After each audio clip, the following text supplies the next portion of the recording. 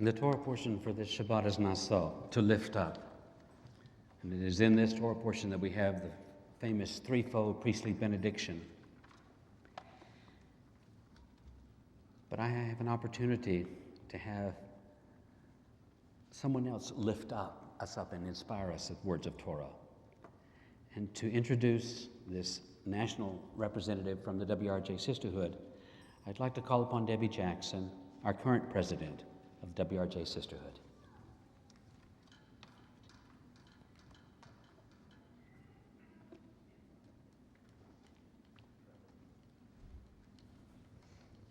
Shabbat Shalom. We have a very exciting weekend, a very exciting Shabbat. We are so honored to have Sharon Benoff here this weekend to lead us in our board training, board orientation. I cannot tell you how excited I was when she said yes. So we are just thrilled to have her here. She is currently the vice president for this national organization that we're all a part of. She leads us in development and special projects, but more than that, she is the most motivated speaker I have ever heard. And we are so honored to have her, and you are in for a treat. Thank you. Sharon.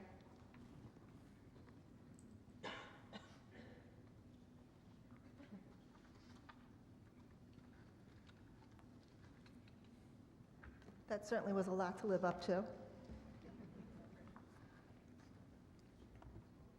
Kerner Kaplan, a heartfelt mazel tov on your retirement, and on behalf of WRJ, I would like to present you with our centennial CD, Limdu Hitiv.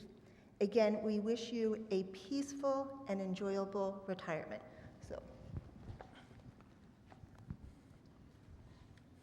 Thank you so much.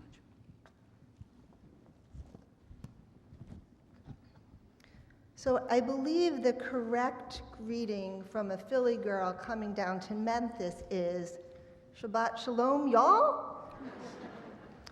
I am thrilled to be back at Temple Israel tonight, and thank you for allowing me the opportunity to share this very special Shabbat with all of you. I have especially enjoyed hearing the all-women's choir, Sweet Words of Torah. Your cacophony of music is so sweet. At this time, I wish to extend a hearty mazel tov to all of the past leadership of your sisterhood and to your incoming board. And to Debbie Jackson, mazel tov on accepting the role as president of Temple Israel Sisterhood. What an amazing journey you are about to embark on. May this year be one of growth and success for you and your sisterhood. This week's Torah portion is Naso. Found in the book of Numbers, it is the longest parashah in the Torah.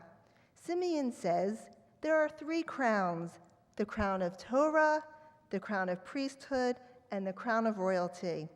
But the crown of a good name surpasses them all.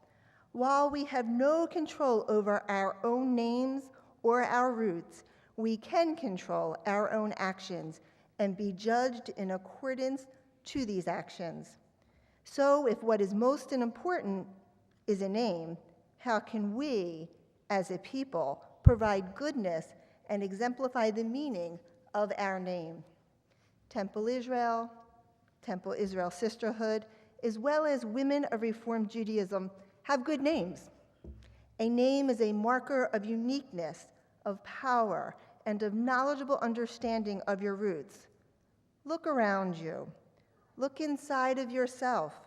See who takes initiative and who stands back in the shadows, who leads, who assumes responsibility. It is without doubt those who wish to assume the name as member of Temple Israel Sisterhood, and of Women of Reformed Judaism, all have chosen to take the initiative to epitomize the importance of their organization to leave a lasting impression. Women of Reformed Judaism, formerly named National Federation of Temple Sisterhoods, was founded in 1913 when 156 delegates representing 5,000 women in only 51 sisterhoods, came together in Cincinnati, Ohio to form a federation. Our matriarchs had foresight, ambition, and determination to create an organization that would unite many local efforts for the common welfare of all Reform Jewish women and men.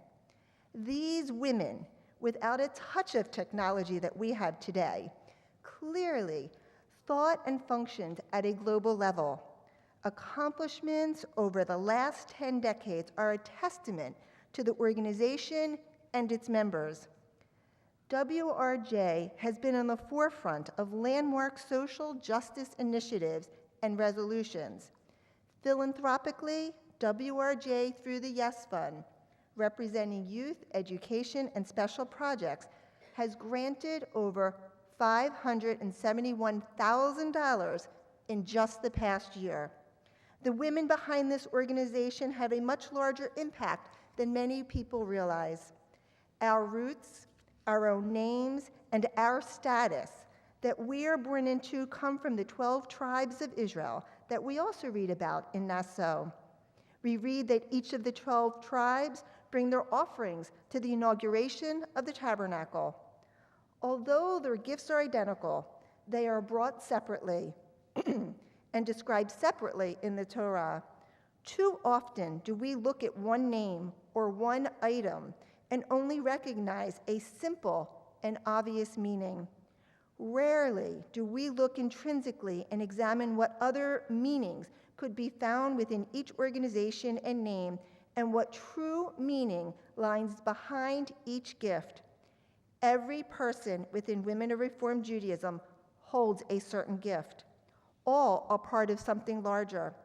Their roots shine through like rays of sun on everything they impact.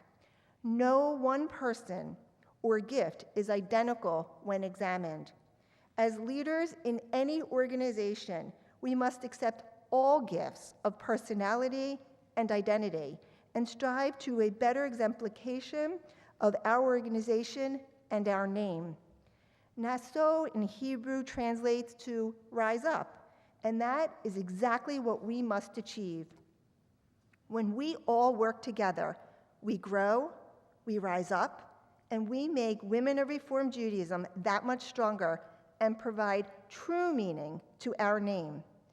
So my prayer tonight is that we continue our high standard as Reform progressive Jews with hard work, dedication, and remembering what we represent, taking a step back and understanding who we are and constantly striving to rise up to the next level.